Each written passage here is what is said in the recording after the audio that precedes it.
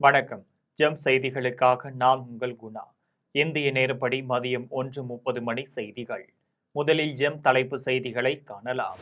Annapoorani super 6 திட்டத்தின் கீழ் ஆண்டுக்கு 3 இலவச கேஸ் சிலிண்டர்கள் வழங்கப்படும். சட்டசபையில் முதலமைச்சர் விஜய் அறிவிப்பு. 2047 ஆண்டில் இந்தியா, ஜப்பான் இரு நாடுகளும் $30 டிரில்லியன் பொருளாதாரத்தை நோக்கி முன்னேறும். மத்திய அமைச்சர் பியூஷ் கோயல் நம்பிக்கை. தமிழ்நாட்டில் மாற்றம் ஏற்பட்டு அது ஏமாற்றமாக மாறியுள்ளது. திமுக தலைவர் மு.க.ஸ்டாலின் கடும் குற்றச்சாட்டு. பரந்தூர் புதிய விமான நிலையம் அமைக்கும் திட்டத்தை ரத்து செய்ததால் பொருளாதாரம் பாதிக்கும். திமுக முன்னாள் அமைச்சர் தங்கம் தென்னரசு பேச்சு. கடந்த ஆட்சியின் நிர்வாக குளறுபடிகளால் நிதி நெருக்கடியில் ஆவின் நிர்வாகம். பால்வளத்துறை அமைச்சர் விஜயலட்சுமி குற்றச்சாட்டு. வாக்குறுதியில் 6 சிலிண்டர்களில் முதலமைச்சர் 3 சிலிண்டர்கள் அறிவித்துள்ள நிலையில் மீதமுள்ள 3 கேள்விக்குறிதானா? அமமுக பொதுச் செயலாளர் டிடிவி தினகரன் கேள்வி. இனி விரிவான செய்திகளை காணலாம். அன்னபூர்ணி சூப்பர் 6 திட்டத்தின் கீழ் ஆண்டுக்கு 3 இலவச கேஸ் சிலிண்டர்கள் வழங்கப்படும் என முதலமைச்சர் விஜய் அறிவித்துள்ளார். தமிழக சட்டசபையில் இன்று கூட்டம் தொடங்கியதும் பழம்பெரும் நடிகை சவுகார் ஜானகி மறைவுக்கு இரங்கல் தீர்மானம் வாசிக்கப்பட்டது. இதனைத் தொடர்ந்து முதலமைச்சர் விஜய் 110 விதியின் கீழ் சில அறிவிப்புகளை வெளியிட்டு பேசினார். அப்போது அன்னபூர்ணி சூப்பர் 6 திட்டத்தில் ஆண்டுக்கு 3 இலவச கேஸ் சிலிண்டர்கள் வழங்கப்படும் என்று, இத்திட்டம் வரும் பொங்கல் தினத்தில் இருந்து தொடங்கப்படும் என்றும் தெரிவித்தார்.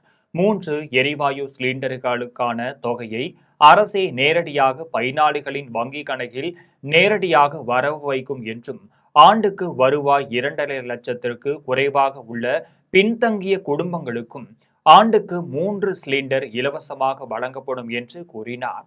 தொடர்ந்து பேசிய முதலமைச்சர் விஜய், மாநிலம் முழுவதும் அரசு பேருந்துகளில் மகளிர் இலவசமாக பயணிக்கும் வெற்றி பயணம் திட்டம் அக்டோபர் 2ஆம் தேதி முதல் தொடங்கப்படும் என்று தெரிவித்துள்ளார். மாவட்டங்களுக்கு இடையில் இயங்கும் சாதாரண பேருந்துகளிலும் மாநகர நகர பகுதிகளில் இயங்கும் எக்ஸ்பிரஸ், எல்எஸ்எஸ், டியூலெக்ஸ் பேருந்துகளிலும் மகளிர் இலவசமாக பயணிக்கலாம் என்று தெரிவித்தார். திருநர், திருநங்கைகளுக்கு வெற்றி பயணம் திட்டத்தில் கட்டணமின்றி பயணிக்கலாம் என்று அறிவித்தார். இத்திட்டம் செயல்படுத்துவதன் மூலம் ஆண்டுக்கு 6000 கோடி ரூபாய் செலவாகும் என்று குறிப்பிட்டுள்ளார். தொடர்ந்து பேசிய முதலமைச்சர் விஜய், தான் வாக்குறுதி அளித்தவாறு பரந்தூரில் புதிய விமான நிலையம் அமைக்க மேற்கொண்ட நடவடிக்கைகள் இந்த அரசால் கைவிடப்படுவதாக தெரிவித்தார். சென்னை மீனம்பாக்கம் விமான நிலையத்தை மேலும் விரிவாக்கம் செய்து ஆண்டுக்கு கூடுதலாக 20 மில்லியன் பயணிகளை கையாளக்கூடிய டெர்மினல் 5 என்ற புதிய முனையம் அமைக்க ஏர்போர்ட்ஸ் அத்தாரிட்டி ஆஃப் இந்தியாவுடன் இணைந்து சாலை மற்றும் மேம்பாலம் அமைப்பதற்கான நடவடிக்கைகள் மேற்கொள்ளப்படும் என்று தெரிவித்துள்ளார். 2047 ஆண்டில் இந்தியா, ஜப்பான் இரு நாடுகளும் $30 டிரில்லியன் பொருளாதாரத்தை நோக்கி முன்னேறும் என மத்திய வர்த்தக மற்றும் தொழில்துறை அமைச்சர் பியூஷ் கோயல் தெரிவித்துள்ளார். ஜப்பானின் டோக்கியோவில் ஜப்பான் வர்த்தக மற்றும் தொழில்துறை சபையின் வர்த்தக ஆலோசனை கூட்டம் மத்திய வர்த்தக மற்றும் தொழில்துறை அமைச்சர் பியூஷ் கோயல் தலைமையில் நடைபெற்றது. இக்கூட்டத்தில் பேசிய மத்திய அமைச்சர் பியூஷ் கோயல், நமது எதிர்கால கூட்டமைப்பை மேலும் வலுப்படுத்த நமது நாட்டின் வணிகங்களுக்கு இடையேயான ஒத்துழைப்பு, கூட்டுறவும் எவ்வாறு வளரும் என்பது குறித்து விவாதிக்க இன்றைய தினம் சிறப்பு வாய்ந்ததாக அமையும் என்று குறிப்பிட்டுள்ளார். அடுத்த 10 ஆண்டுகளில் ஜப்பானிய நிறுவனங்கள் எண்ணிக்கை இந்தியாவில் தற்போதைய அளவில் இருந்து இரட்டிப்பாகும் என தான் நம்புவதாக தெரிவித்தார். 2047 ஆண்டில் நமது சுதந்திரத்தின் 100வது ஆண்டை கொண்டாடும் போது $30 டிரில்லியன் பொருளாதாரத்தை நோக்கி இரு நாடுகளும் முன்னேறும் என்று கூறினார். இதனை நனவாக்க 140 கோடி இந்தியர்கள் உறுதியுடன் உள்ளதாக தெரிவித்துள்ளார். தமிழ்நாட்டில் மாற்றம் ஏற்பட்டு அது ஏமாற்றமாக மாறியுள்ளதாக திமுக தலைவர் மு.க.ஸ்டாலின் தெரிவித்துள்ளார். சென்னை அருகே திருவான்மையூரில் திமுக கட்சி நிர்வாகியின் இல்ல திருமண நிகழ்ச்சியில் அக்கட்சியின் தலைவர் மு.க.ஸ்டாலின் கலந்து கொண்டு மணமக்களை வாழ்த்தி உரையாற்றினார். அப்போது பேசிய அவர், ஒரு காலத்தில் ஒரு குடும்பத்தின் படித்தவர்கள், பட்டதாரிகள் அத்திப்பூ பூத்தார்கள் போல் இருப்பார்கள். ஆனால் தற்போது ஊருக்கு ஒரு கிராமத்திற்கு கிராம பட்டதாரிகள் மருத்துவர்கள் இருக்கிறார்கள் என்றால் அதற்கு காரணம் திராவிட இயக்கங்கள் தான் என்று தெரிவித்துள்ளார். இந்த நிலைக்கு வருவதற்கு யார் காரணம் என்பதை இன்றைக்கு இருக்கும் இளைஞர்கள் புரிந்து கொள்ள வேண்டும் என்று கேட்டுக்கொண்டார். ஆனால் இன்றைய இளைஞர்களுக்கு அது புரியவில்லை, தெரியவும் இல்லை என்று குற்றம் சாட்டினார். ஒரு தமிழ்நாட்டில் மாற்றம் ஏற்பட்டு அது ஏமாற்றமாக மாறியுள்ளதாக விமர்சித்தார். லட்சக்கணக்கான மக்கள் தவறு செய்துவிட்டதாகவும் அது கோடிக்கணக்கான மக்களை துன்புறுத்தி கொண்டிருப்பதாகவும் தெரிவித்தார். இந்த நிலை மாற வேண்டும் என்று வலியுறுத்தினார். பரந்தூர் புதிய விமான நிலையம் அமைக்கும் திட்டத்தை ரத்து செய்தால் பொருளாதாரம் பாதிக்கும் என்று திமுக முன்னாள் அமைச்சர் தங்கம் தென்னரசு தெரிவித்துள்ளார். தமிழ்நாடு சட்டப்பேரவையில் பரந்தூர் புதிய விமான நிலையம் அமைக்கும் திட்டத்தை ரத்து செய்து முதலமைச்சர் விஜய் அறிவித்தார். இதற்கு திமுகவினர் அனைவரும் எழுந்து நின்று கோஷம் எழுப்பினர். தொடர்ந்து எதிர்ப்பு குரல் கொடுப்பதாக இருந்தால் வெளியே சென்று குரல் கொடுங்கள் என சபாநாயகர் கூறியதை அடுத்து திமுகவினர் வெளிநடப்பு செய்தனர். பின்னர் திமுக முன்னாள் அமைச்சர் தங்கம் தென்னரசு செய்தியாளர்களிடம் பேசினார். அப்போது பரந்தூர் புதிய விமான நிலையம் அமைக்கும் திட்டம் குறித்து விவாதிக்க ஏற்கனவே 55 விதியின் கீழ் திமுக தீர்மானம் கொண்டு வந்ததாகவும், ஆனால் முதல்வர் 110 விதியின் கீழ் அறிவித்ததால் கவன ஈர்ப்பு தீர்மானத்தில் விவாதிக்க மறுத்துவிட்டதாகவும் தெரிவித்துள்ளார். பரந்தூர் புதிய விமான நிலையம் அமைக்கும் திட்டம் மறுக்கப்பட்டதால் எத்தகைய பொருளாதார விளைவும் ஏற்படும் என விளக்கம் அளிக்க சட்டப்பேரவையில் வாய்ப்பு தரவில்லை என்று குற்றம் சாட்டினார். ஸ்ரீபெரும்புதூரில் அதிக அளவில் தொழிற்சாலைகள் உள்ளதால் பரந்தூரில் விமான நிலையம் அமைவது அவசியம் என்று தெரிவித்தார். தமிழ்நாட்டின் தொழில் வளர்ச்சிக்கு சென்னையில் 2வது விமான நிலையம் அவசியம் என்று தெரிவித்துள்ளார். கடந்த ஆட்சியில் நிர்வாக குளறுபடிகளால் ஆவின் நிர்வாகம் நிதி நெருக்கடியில் உள்ளது என பால்வளத்துறை அமைச்சர் விஜயலட்சுமி குற்றம் சாட்டியுள்ளார். தமிழக சட்டசபையில் இன்று பால் கொள்முதல் விலையை உயர்த்தி வழங்க கோரி திமுக சட்டமன்ற உறுப்பினர் ஏவவேலு, அதிமுக சட்டமன்ற உறுப்பினர் எடப்பாடி பழனிசாமி ஆகியோர் கவன ஈர்ப்பு தீர்மானம் கொண்டு வந்தனர். இது தொடர்பாக பேசிய திமுக சட்டமன்ற உறுப்பினர் ஏவவேலு, பால் உற்பத்தியாளர்களுக்கு இந்த அரசாங்கம் கூடுதலாக 45 ரூபாய் கொடுத்தால்தான் ஆவின் நிறுவனத்திற்கு பால் வரும் என்று கூறினார். அரசின் கவனத்திற்கு கொண்டு வருவதாக தெரிவித்தார். தொடர்ந்து அதிமுக சட்டமன்ற உறுப்பினர் எடப்பாடி பழனிசாமி பேசிய போது, அரசு அறிவித்த விலை போதாது என தமிழ்நாடு முழுவதும் பால் முகவர்கள் போராட்டம் நடத்தி வருவதாகவும், 1 லிட்டருக்கு பசும்பால் 50 ரூபாய் உயர்த்தி தர வேண்டும் என்று கோரிக்கை விடுத்துள்ளார். இது தொடர்பாக பேசிய பால்வளத்துறை அமைச்சர் விஜயலட்சுமி, கடந்த ஆட்சியின் நிர்வாக குளறுபடிகளால் ஆவின் நிர்வாகம் நிதி நெருக்கடியில் உள்ளது என்று குற்றம் சாட்டினார். பால் பொருட்கள் விற்பனை குறைந்து ஆவின் நிறுவனத்திற்கு கூடுதல் நிதி சுமை ஏற்பட்டுள்ள நிலையில் கொள்முதல் விலையை முதலமைச்சர் உயர்த்தி வழங்கியுள்ளதாக தெரிவித்தார். பால் கொள்முதல் விலையை 44 ரூபாயாக உயர்த்த முதலமைச்சருடன் ஆலோசித்து பரிசீலிக்கப்படும் என்றார். தாவேகா தேர்தலில் வாக்குறுதி கொடுத்துவிட்டு ஆட்சிக்கு வந்த பின்பு முதற்கட்டம் என கூறி லாபகமாக மக்களை ஏமாற்றுவதாக அமமுக பொதுச் செயலாளர் டிடிவி தினகரன் குற்றம் சாட்டியுள்ளார். அமமுக பொதுச் செயலாளர் டிடிவி தினகரன் தனது சமூக வலைதள பக்கத்தில் பதிவு வெளியிட்டுள்ளார். அதில் தாவேகாவின் தேர்தல் அறிக்கையில் இடம்பெற்றிருந்த அன்னபூர்ணி சூப்பர் 6 திட்டத்தில் குறிப்பிட்ட 6 சிலிண்டர்களில் முதலமைச்சர் 3 திட்டங்கள் அறிவித்துள்ள நிலையில் மீதமுள்ள 3 கேள்விக்குறிதானா என்று கேள்வி எழுப்பினார். தேர்தல் வாக்குறுதி கொடுத்த தாவேகா ஆட்சிக்கு வந்த பின்பு முதற்கட்டம் என கூறி லாபகமாக மக்களை ஏமாற்ற முனைந்திருப்பது கடும் கண்டனத்திற்குரியது என்று தெரிவித்துள்ளார். ஏற்கனவே பயிர்க்கடன் முழுமையாக தள்ளுபடி செய்யப்படும் என வாக்குறுதி அளித்துவிட்டு விவசாயிகளின் போராட்டங்களின் வீரியத்திற்கு ஏற்ப தாவேகா அரசு படிப்படியாக தள்ளுபடி தொகையை அதிகரித்துக் கொண்டிருப்பதாக குற்றம் சாட்டினார். தற்போது ஆண்டுக்கு 6 சிலிண்டர் வழங்கப்படும் என்ற வாக்குறுதியை பாதியாக குறைத்ததோடு ஆண்டுக்கு வருமானம் 2.5 லட்சத்திற்கு மிகாமல் உள்ளவர்களுக்கு மட்டுமே வழங்கப்படும் என்ற கட்டுப்பாட்டை விதித்திருப்பதும், மீதி எப்போது கிடைக்கும் என்ற தகவலை அறிவிக்காததும் பொதுமக்கள் மத்தியில் பெரும் ஏமாற்றத்தை ஏற்படுத்தி உள்ளதாக தெரிவித்துள்ளார். எனவே வாக்குறுதிப்படி ஆண்டுக்கு 6 சிலிண்டர்களை கட்டணம் இல்லாமல் வழங்கும் திட்டத்தை முழுமையாக செயல்படுத்திட முன்வர வேண்டும் என முதலமைச்சர் விஜயை வலியுறுத்தியுள்ளார். முதலீட்டின் மீது நம்பிக்கை இருக்கும்போது உலகில் எந்த சக்தியாலும் இந்தியாவின் வளர்ச்சியின் வேகத்தை தடுக்க முடியாது என மத்திய பாதுகாப்பு அமைச்சர் ராஜ்நாத் சிங் தெரிவித்துள்ளார். மேற்கு வங்க மாநிலம் கொல்கத்தாவில் நடைபெற்ற நிகழ்ச்சியில் மத்திய பாதுகாப்பு அமைச்சர் ராஜ்நாத் சிங் செய்தியாளர்களிடம் பேசினார். அப்போது வங்காள மண்ணில் 5 முக்கிய பாதுகாப்பு திட்டங்களுக்கான அடிக்கல் நாட்டு விழா நடைபெற்றுள்ளதாக தெரிவித்தார். இந்த நல்வாய்ப்பில் அனைவருக்கும் தனது வாழ்த்துக்களை தெரிவித்தார். இது வங்காளத்தின் புதிய வாய்ப்புகளை கொண்டு வரும் மாற்றமாக அமையும் என்று கூறினார். முதலீட்டின் மீது நம்பிக்கை இருக்கும்போது உலகில் எந்த சக்தியாலும் வளர்ச்சியின் வேகத்தை தடுக்க முடியாது என்பதற்கு சான்றாக நிற்பதாக தெரிவித்தார். 30-40 ஆண்டுகளுக்கு முதலமைச்சர் விஜய் தான் முதலமைச்சராக இருப்பார் என சட்டத்துறை அமைச்சர் நிர்மல்குமார் தெரிவித்துள்ளார். மதுரை மாவட்டம் திருநகரில் உள்ள தனியார் கண் மருத்துவமனை பார்வை பாதுகாப்பை வலியுறுத்தி சமூக சேவகர்களுக்கான விருது வழங்குதல் மற்றும் விளையாட்டு போட்டிகளுக்கான பரிசளிப்பு விழா நடைபெற்றது.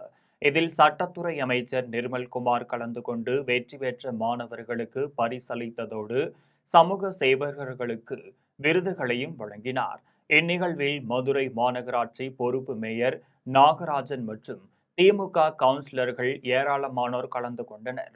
தொடர்ந்து கூட்டத்தில் அமைச்சர் நிர்மல்குமார் பேசியபோது 30-40 ஆண்டுகளுக்கு முதலமைச்சர் விஜய் தான் முதலமைச்சராக இருப்பார் என்று கூறினார். குழந்தைகள் பள்ளிக்கு செல்லும் போது அல்லது வெளியில் செல்லும் இடத்திலோ எந்த பிரச்சனை ஏற்பட்டாலும் தாவேக அரசு பாதுகாக்கும் என்று தெரிவித்தார். இதையடுத்து அமைச்சர் பேச பேச ஆரவாரம் எழுப்பிய மாணவர்கள் சிறுவர்கள் குழுவாக வந்து அமைச்சர்களுடன் புகைப்படம் எடுத்துக் கொண்டனர். தேர்தல் செயல்முறையை விளக்குவதற்கு உத்தரப்பிரதேச மாநிலம் முழுவதும் உள்ள பல்கலைக்கழகங்கள் மற்றும் பள்ளிகளில் நிகழ்ச்சிகள் நடத்தப்படும் என தலைமை தேர்தல் ஆணையர் ஞானேஷ்குமார் தெரிவித்துள்ளார். உத்தரப்பிரதேசம் லக்னோவில் தலைமை தேர்தல் ஆணையர் ஞானேஷ்குமார் செய்தியாளர்களிடம் பேசினார். அப்போது இங்குதான் தன் கல்வியை பெற்றதாகவும் நீண்ட காலத்திற்கு பிறகு லக்னோவிற்கு வந்துள்ளதாகவும் தெரிவித்தார். நமது ஜனநாயகத்தின் அடித்தளமாக திகழும் நமது வாக்குச்சாவடி நிலை அதிகாரிகளிடம் உரையாற்றுவதற்காக தான் இங்கு வந்துள்ளதாகவும் குறிப்பிட்டார். மேலும் தேர்தல் செயல்முறையை விளக்குவதற்கு உத்தரப்பிரதேசம் முழுவதும் உள்ள பல்கலைக்கழகங்கள் மற்றும் பள்ளிகளில் நிகழ்ச்சிகள் நடத்தப்படும் என்று தெரிவித்தார். அனைத்து வாக்காளர்களுக்கும் தனது வாழ்த்துக்களை தெரிவித்துக் கொண்டார். நாங்கள் எந்த கட்சியுடன் கூட்டணி வைப்போம் என்று கேட்பதற்கு யாருக்கும் எந்த உரிமையும் இல்லை என்று தேமுதிக மாநில இளைஞர் அணி செயலாளர் விஜய பிரபாகரன் தெரிவித்துள்ளார். செங்கல்பட்டு மாவட்டம் பல்லாவரம் அருகே அனக்காபுத்தூரில் தேமுதிக சார்பில் பொதுக்கூட்டம் நடைபெற்றது. இதில் மாநில இளைஞர் அணி செயலாளர் விஜய பிரபாகரன் கலந்து கொண்டு உரையாற்றினார். அப்போது பேசிய அவர், தேமுதிக கட்சி பணக்கார ஆரம்பித்த கட்சி இல்லை என்றும் ஏழை விவசாயிகள் சேர்ந்து ஆரம்பித்த கட்சி என்று தெரிவித்தார். மாற்றத்தை தேடி மக்கள் நீங்கள் ஓட்டு போட்டாலும் ஏமாந்துதான் உங்கள் முன்னாடி தான் நிற்கிறோம் என்று கூறினார். தமிழகத்தில் இன்று 3வது கட்சி ஆட்சிக்கு வருகிறது என்றால் அதற்கு அடித்தளம் போட்டது கேப்டன் விஜயகாந்த் உருவாக்கிய தேசிய முற்போக்கு திராவிட கழகம்தான். இதை யாராலும் மறக்க முடியாது என்று தெரிவித்தார். நாங்கள் எந்த கட்சியுடன் கூட்டணி வைப்போம் என்று கேட்பதற்கு யாருக்கும் எந்த உரிமையும் இல்லை என்று தெரிவித்துள்ளார். மேலும் பெண்களுக்கு நலத்திட்ட உதவிகள் மற்றும் பள்ளி மாணவர்களுக்கு ஊக்கத்தொகையை வழங்கி பாராட்டினார். தாமரைப்பாக்கத்தில் தெற்கு மாவட்ட கமிட்டி சார்பில் இயக்க சீரமைப்பு 2ஆம் நிலை திட்டத்தின் கீழ் மாவட்ட பார்வையாளர்களுக்கான களப்பயிற்சி மற்றும் ஆலோசனை கூட்டம் நடைபெற்றது. திருவள்ளூர் மாவட்டம் தாமரைப்பாக்கத்தில் தெற்கு மாவட்ட கமிட்டி சார்பில் இயக்க சீரமைப்பு 2ஆம் நிலை திட்டத்தின் கீழ் மாவட்ட பார்வையாளர்களுக்கான களப்பயிற்சி மற்றும் ஆலோசனை கூட்டம் தெற்கு மாவட்ட காங்கிரஸ் கமிட்டி தலைவர் காங்கை குமார் தலைமையில் நடைபெற்றது. இந்நிகழ்ச்சிக்கு சிறப்பு அழைப்பாளராக திருவள்ளூர் தெற்கு மாவட்ட மறு இயக்க சீரமைப்பு பார்வையாளர் முருகேசன் கலந்து கொண்டு கட்சி நிர்வாகிகளுக்கு ஆலோசனைகளை வழங்கினார். இக்கூட்டத்தில் காங்கிரஸ் கட்சியை மாவட்ட, வட்டார, நகர, பகுதி மற்றும் ஊரக அளவில் பலப்படுத்த வேண்டும் எனவும் அதற்காக இளைஞர்கள் தேர்ந்தெடுக்கப்பட்டு மாவட்ட பார்வையாளர்கள் மூலமாக அவர்களுக்கு களப்பயிற்சி அளிக்க வேண்டும் என்பன உள்ளிட்ட பல்வேறு ஆலோசனைகளை கட்சி நிர்வாகிகளுக்கு வழங்கப்பட்டனர். இதனைத் தொடர்ந்து ஒன்றிய தலைவர், பகுதி தலைவர், நகர தலைவர் உள்ளிட்ட பதவிகளுக்கான போட்டித் தேர்வுக்கான விருப்ப மனு படிவங்களை கட்சி நிர்வாகிகளுக்கு வழங்கப்பட்டனர். குன்றத்தூரில் காங்கிரஸ் கட்சி சார்பில் நடைபெற்ற பொதுக்கூட்டத்தில் தொடர் மழை பெய்த போதிலும் ஆயிரக்கணக்கான பொதுமக்கள் குடைகளை பிடித்தபடி நலத்திட்ட உதவிகளை பெற ஆர்வத்துடன் காத்திருந்தனர். காஞ்சிபுரம் மாவட்டம் குன்றத்தூரில் கரும வீரர் காமராஜர், அமரர் ராஜீவ் காந்தி மற்றும் ராகுல் காந்தி ஆகியோரின் பிறந்த நாளையொட்டி பொதுக்கூட்டம் நடைபெற்றது. இதில் மாநில காங்கிரஸ் கமிட்டி தலைவர் மாணிக்கம் தாக்கூர் கலந்து கொண்டு அம்பேத்கர் சிலைக்கு மாலை அணிவித்து மரியாதை செலுத்தினார். அப்போது எதிர்பாராத விதமாக கனமழை பெய்ய தொடங்கியது. மழை தொடர்ந்து பெய்த நிலையிலும் ஆயிரக்கணக்கான பொதுமக்கள் குடைகளை பிடித்தபடி கூட்டத்தில் ஆர்வத்துடன் காத்திருந்தனர். இதனால் மாணிக்கம் தாக்கூர் மழையில் பொதுமக்கள் சிரமப்பட வேண்டாம் என கூறி அங்கிருந்து உடனடியாக புறப்பட்டு சென்றார். ஆனால் தலைவர்கள் புறப்பட்டு சென்ற பின்னரும் பொதுமக்களின் ஆர்வம் குறையவில்லை. கொட்டும் மழையையும் பொருட்படுத்தாமல் நலத்திட்ட உதவிகளை பெறுவதற்காக பொதுமக்கள் தொடர்ந்து காத்திருந்தனர். இதையடுத்து கட்சி தோழர்கள் மற்றும் நிர்வாகிகள் பொதுமக்களுக்கு நலத்திட்ட உதவிகளை வழங்கினர். இதில் மாவட்ட வர்த்தக பிரிவு தலைவர் ரவி உள்ளிட்ட நிர்வாகிகள் பலர் கலந்து கொண்டனர். எம்ஜிஆருக்கு பிறகு தமிழக மண்ணிலேயே பெண்களின் பாதுகாவலராய் திகழ்பவர் நமது தலைவர் விஜய்தான் என்று தாவேகா கழக செய்தி தொடர்பாளர் ஜெகதீஷ் பாண்டியன் தெரிவித்துள்ளார். சென்னை அருகே மதுரவாயிலில் தாவேகா அரசின் 100 நாள் ஆட்சியை முன்னிட்டு நலத்திட்ட உதவிகள் வழங்கும் விழா சட்டமன்ற உறுப்பினர் ரேவந்த் சரண் தலைமையில் நடைபெற்றது. விழாவில் பள்ளி மாணவர்கள், கைம்பெண்கள் மற்றும் முதியோருக்கு நிதி உதவியும், ஆதரவற்றோர் இல்லங்களுக்கு நலத்திட்ட உதவிகளும் வழங்கப்பட்டனர். முன்னதாக கழக செய்தி தொடர்பாளர் ஜெகதீஷ் பாண்டியன் பேசியபோது, முதலமைச்சர் விஜய் நடித்துவிட்டு வருவதாக விமர்சிப்பவர்கள் உதயநிதி என்ன கார்கில் போருக்கு துப்பாக்கி ஏந்தி சென்று சண்டையிட்டாரா என கேள்வி எழுப்பினார். எம்ஜிஆருக்கு பிறகு தமிழக மண்ணிலே பெண்களின் பாதுகாவலராய் திகழ்பவர் நமது தலைவர் விஜய்தான் என்று பெருமிதமாக தெரிவித்துள்ளார். சேலத்தில் தாவேகா சார்பில் நடைபெற்ற 100 நாள் சாதனை விளக்க பொதுக்கூட்டத்திற்கு வடமேற்கு மாவட்ட செயலாளர் மற்றும் மாற்று கட்சியில் இருந்து வந்த மூத்தவர்களை புறக்கணித்ததால் கூட்டம் பாதியிலே நிறுத்தி வைக்கப்பட்டது. சேலம் மாவட்டம் ஓமலூரில் தாவேகா சார்பில் 100 நாள் சாதனை விளக்க பொதுக்கூட்டம் அமைச்சர் விஜய் தமிழ் பார்த்திபன் ஆதரவாளர்கள் சார்பில் நடைபெற்றது. இதில் வடமேற்கு மாவட்ட செயலாளர் மற்றும் மாற்று கட்சியில் இருந்து வந்த மூத்தவர்களை புறக்கணித்ததால் 80% இருக்கைகள் காலியாகவே காணப்பட்டனர். அப்போது நிர்வாகிகள் பேசத் தொடங்கிய போதே அமர்ந்திருந்த பெண்களும் நிர்வாகிகளும் வரிசையாக வெளியேறினர்.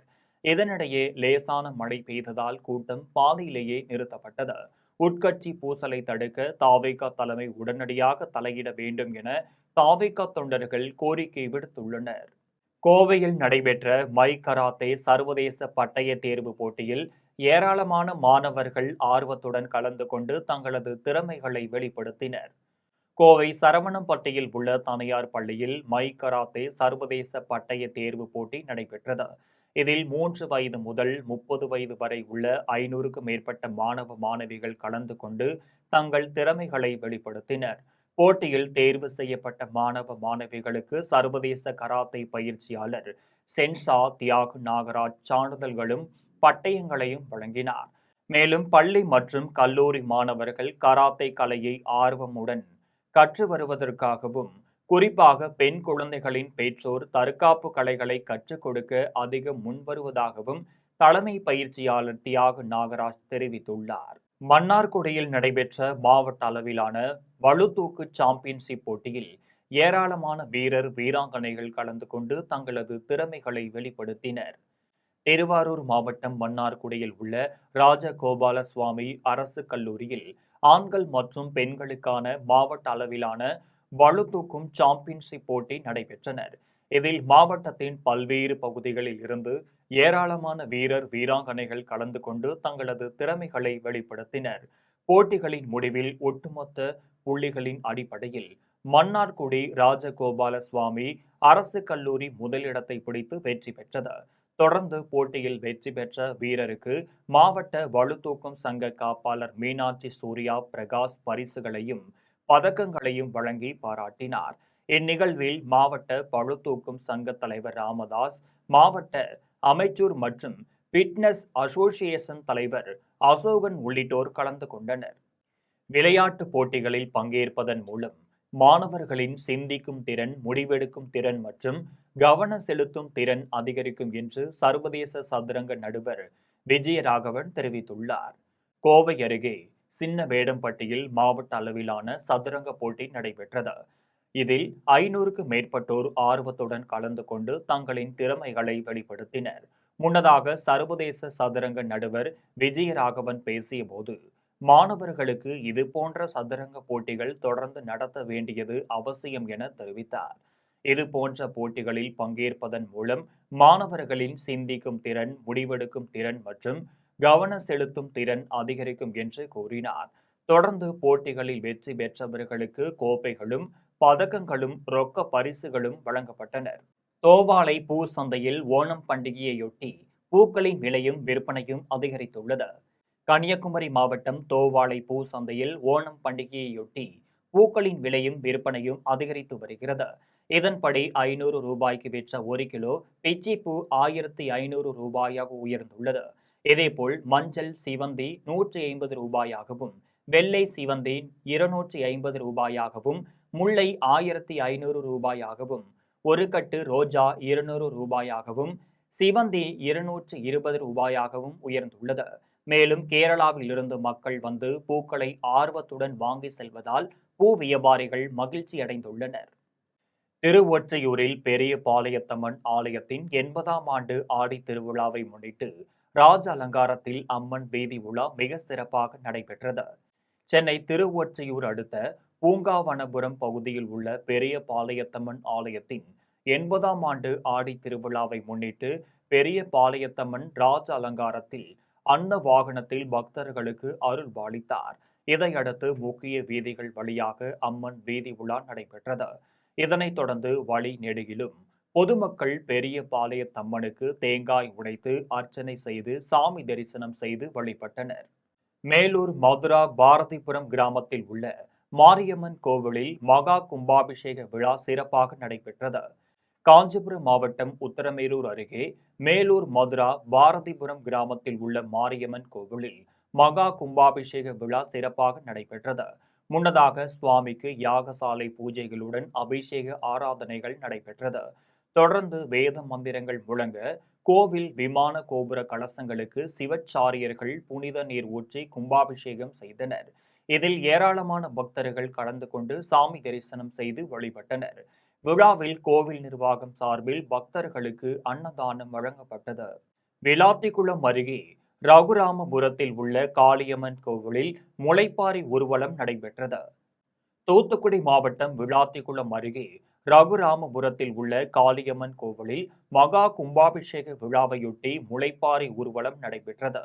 முன்னதாக ஏராளமான பெண்கள் முளைப்பாரியை தலையில் ஏந்தி முக்கிய வீதிகள் வழியாக கோவிலை சென்றடைந்தனர். தொடர்ந்து கோவில் முன் வைத்து முளைப்பாரியை சுற்றி பெண்கள் கும்மிப்பாட்டு பாடி வழிபாடு நடத்தினர். இதையடுத்து ஊர்வலமாக எடுத்து வரப்பட்ட முளைப்பாரியை கிராமத்தில் உள்ள நீர்நிலையில் கரைத்து தங்களின் நேர்த்தி கடனை செலுத்தி முடித்தனர். ஊழல் மற்றும் லஞ்சத்திற்கு இடமில்லாத வெளிப்படையான நிர்வாகத்தை தலைவர் விஜய் வழங்கி வருவதாக தாவேகா வடகிழக்கு மாவட்ட செயலாளர் சக்திவேல் தெரிவித்துள்ளார். விழுப்புரம் மாவட்டம் மரக்காணத்தில் கிழக்கு மற்றும் பேரூர் தமிழக வெற்றிக் கழகம் சார்பில் 100 நாள் சாதனை விளக்க பொதுக்கூட்டம் நடைபெற்றது. கூட்டத்தில் வடகிழக்கு மாவட்ட செயலாளர் சக்திவேல் கலந்து கொண்டு சிறப்புரையாற்றினார். அப்போது பேசிய அவர், முதலமைச்சர் விஜய் திரைத்துறையில் உச்சத்தை எட்டிய பிறகு அந்த புகழையும் செல்வாக்கையும் விட்டுவிட்டு மக்களுக்காக பணியாற்ற வேண்டும் என்ற உயரிய நோக்கத்துடன் அரசியலுக்கு வந்து நலத்திட்டங்களை மேற்கொண்டு வருவதாக தெரிவித்தார். இதில் பெண்களின் பாதுகாப்பிற்காக சிங்கப்பெண் அதிரடிப்படை திட்டம், குழந்தைகளின் நலனுக்காக தாய்மாமன் திட்டம் உள்ளிட்ட மக்கள் நலத்திட்டங்கள் செயல்படுத்தப்பட்டு வருவதாக கூறினார். பொதுக்கூட்டம் நடைபெற்று கொண்டிருந்த போது திடீரென மழை பெய்த போதிலும் அதனை பொருட்படுத்தாமல் மாவட்ட நிர்வாகிகள், தொண்டர்கள் மற்றும் பொதுமக்கள் தொடர்ந்து அங்கேயே திரண்டிருந்தனர். இனி வருவது திரையுலக செய்திகள். நடிகர் ரஜினிகாந்த் தனது சுயசரிதை எழுதும் பணியில் தீவிரமாக ஈடுபட்டு வருவதாக அவரது மகளும் இயக்குனருமான சௌந்தர்யா தெரிவித்துள்ளார். தமிழ் சினிமாவின் உச்ச நட்சத்திரமாக திகழும் நடிகர் ரஜினிகாந்தின் வாழ்க்கை பயணம் பலருக்கும் உத்வேகத்தை அளிக்கிறது. கர்நாடக மாநில போக்குவரத்து கழகத்தில் பஸ் நடத்துனராக பணியாற்றிய அவர் தனது விடாமுயற்சியால் தமிழ் சினிமாவின் சூப்பர் ஸ்டார் என்ற உயரத்தை அடைந்தார். நடிகர் ரஜினிகாந்த் தற்போது தனது வாழ்க்கை பயணத்தை மையமாக கொண்ட சுயசரிதை புத்தகத்தை எழுதி வருவதாக தகவல் வெளியாகியுள்ளது. இது தொடர்பாக பேசிய அவரது மகளும் இயக்குனருமான சௌந்தர்யா, ரஜினிகாந்த் தனது சுயசரிதையை எழுதும் பணியில் தீவிரமாக ஈடுபட்டு வருவதாக தெரிவித்துள்ளார். நடிகர் ரஜினிகாந்தின் தனது சுயசரிதை எழுதி வரும் நிலையில் அவரது ரசிகர்களிடையே இதன் மீதான எதிர்பார்ப்பு அதிகரித்துள்ளது. இனி வருவது உலக செய்திகள். அதிபர் டிரம்ப் ஈரானின் ராணுவ தொழிற்சாலைகளில் கிட்டத்தட்ட 100% அளித்து அதன் அணுசக்தி திட்டத்தை புதைத்து விட்டதாக அமெரிக்க நிதியமைச்சர் ஸ்காட் பெசன்ட் தெரிவித்துள்ளார். அமெரிக்க நிதியமைச்சர் ஸ்காட் பெசன்ட் தனது சமூக வலைதள பக்கத்தில் பதிவிட்டுள்ளார். அதில் அதிபர் டிரம்ப் ஈரானின் ராணுவ தொழிற்சாலைகளில் கிட்டத்தட்ட 100% அளித்து அதன் அணுசக்தி திட்டத்தை புதைத்து விட்டதாக தெரிவித்துள்ளார். இந்த போரில் தற்போது இறுதி கட்டத்தை நெருங்கிக் கொண்டிருப்பதாக கூறியுள்ளார். மிரட்டி பணம் பறிப்பதை பாதுகாப்பு உத்தரவாதங்களாக காட்டி ஈரான் தப்பி பிழைத்து வருவதாக தெரிவித்துள்ளார். தெஹ்ரானை எதிர்ப்பதால் ஏற்படும் ஆபத்துகளுக்கு அஞ்சுபவர்கள் அமெரிக்காவை குறைத்து மதிப்பிடக்கூடாது என்று தெரிவித்துள்ளார். தெஹ்ரான் தனித்து நிற்கும் வரை அந்த கொடுங்கோல் ஆட்சியை தாங்கு நிற்கும் ஒவ்வொரு பொருளாதார உயிர் நாடியையும் துண்டிப்பதே நமது நோக்கம் என்று குறிப்பிட்டுள்ளார். இனி வருவது விளையாட்டு செய்திகள். சின்சினாட்டி ஓபன் டென்னிஸ் தொடரின் ஆண்கள் இரட்டையர் பிரிவின் இறுதி சுற்று போட்டியில் ஜெர்மனி இணை வெற்றி பெற்று சாம்பியன் பட்டத்தை கைப்பற்றி அசத்தியுள்ளது. அமெரிக்காவில் சின்சினாட்டி ஓபன் டென்னிஸ் தொடரின் ஆண்கள் இரட்டையர் பிரிவின் இறுதி சுற்று போட்டி நடைபெற்றது. இந்த போட்டியில் பிரேசிலின் ரஃபேல் மாண்டோ ஒர்லாண்டோ லூயிஸ் இணை ஜெர்மனியின் காண்டிலாண்டின்ஸ் பிரான்ஸ்டன் நெதர்லாந்தின் ராபின் ஹான்ஸ் இணையுடன் மோதியது. இதில் சிறப்பாக விளையாடிய ஜெர்மனி இணை 6-4, 3-6, 10-7 என்ற செட் கணக்கில் வெற்றி பெற்று சாம்பியன் பட்டத்தை கைப்பற்றியுள்ளது. இனி வருவது தங்கம், வெள்ளி மற்றும் பங்குச்சந்தை விலை நிலவரம். சென்னையில் ஆபரண தங்கம் இன்று ஒரு சவரன் 1,20,240 ரூபாய்க்கு விற்பனை செய்யப்படுகிறது. சென்னையில் இன்று ஆபரண தங்கத்தின் விலை கிராமிற்கு 80 ரூபாய் அதிகரித்து 15,030 ரூபாய்க்கு விற்பனை செய்யப்படுகிறது. மேலும் ஒரு சவரனுக்கு 640 ரூபாய் அதிகரித்து 1,20,240 ரூபாய்க்கு விற்பனை செய்யப்படுகிறது. 24 கேரட் தூய தங்கம் ஒரு சவரன் 1,31,176 ரூபாய்க்கு விற்பனை செய்யப்படுகிறது. மேலும் 1 கிராம் வெள்ளி 275 ரூபாய்க்கும் 1 கிலோ வெள்ளி 2,75,000 ரூபாய்க்கும் விற்பனை செய்யப்படுகிறது. இந்திய பங்குச் சந்தைகளில் வணிகம் இன்று சரிவுடன் காணப்படுகிறது. மும்பையில் பங்குச்சந்தை பங்கு விலை குறியீட்டு எண் சென்செக்ஸ் 153 புள்ளிகள் குறைந்து 77,387 புள்ளிகளில் வணிகமாகிறது.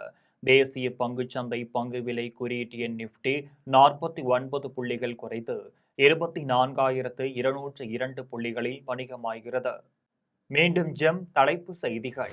அன்னபூர்ணி சூப்பர் 6 திட்டத்தின் கீழ் ஆண்டுக்கு 3 இலவச கேஸ் சிலிண்டர்கள் வழங்கப்படும். சட்டசபையில் முதலமைச்சர் விஜய் அறிவிப்பு. 2047ஆம் ஆண்டில் இந்தியா, ஜப்பான் இரு நாடுகளும் $30 டிரில்லியன் பொருளாதாரத்தை நோக்கி முன்னேறும். மத்திய அமைச்சர் பியூஷ் கோயல் நம்பிக்கை. தமிழ்நாட்டில் மாற்றம் ஏற்பட்டு அது ஏமாற்றமாக மாறியுள்ளது. திமுக தலைவர் மு.க. ஸ்டாலின் கடும் குற்றச்சாட்டு. பரந்தூர் புதிய விமான நிலையம் அமைக்கும் திட்டத்தை ரத்து செய்ததால் பொருளாதாரம் பாதிக்கும். திமுக முன்னாள் அமைச்சர் தங்கம் தென்னரசு பேச்சு. கடந்த ஆட்சியின் நிர்வாக குளறுபடிகளால் நிதி நெருக்கடியில் ஆவின் நிர்வாகம். பால்வளத்துறை அமைச்சர் விஜயலட்சுமி குற்றச்சாட்டு. வாக்குறுதியில் 6 சிலிண்டர்களில் முதலமைச்சர் 3 சிலிண்டர்கள் அறிவித்துள்ள நிலையில் மீதமுள்ள 3 கேள்விக்குறிதானா? அமமுக பொதுச் செயலாளர் டிடிவி தினகரன் கேள்வி. இத்துடன் ஜெம் செய்திகள் நிறைவடைகின்றன. மீண்டும் ஜெம் செய்திகள் மாலை 6 மணிக்கு. உடனுக்குடன் செய்திகளை காண gemlive.tv என்ற இணையதளத்தில் இணைந்திருங்கள். நன்றி, வணக்கம்.